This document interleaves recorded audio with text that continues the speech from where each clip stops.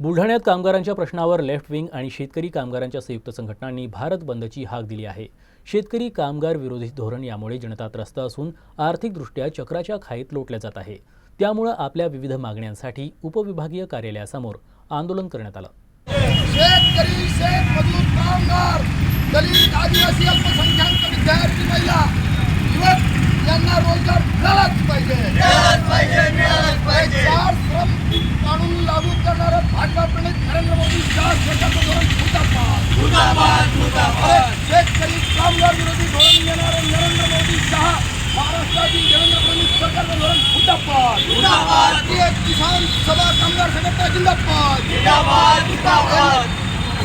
MSc workers federation union जिंदाबाद।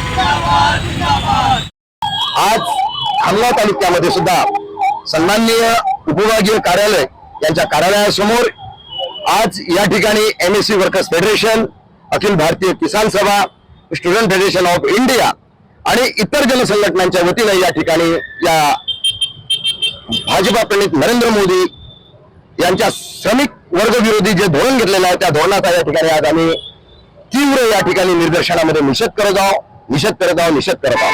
आमची मागणी आहे मुख्यतः आजच्या या जन आंदोलनामध्ये की 4 श्रमिक कायदे जे या सरकारने काळे कायदे लागू केलेले आहेत ते 4 रद्द झाले पाहिजेत।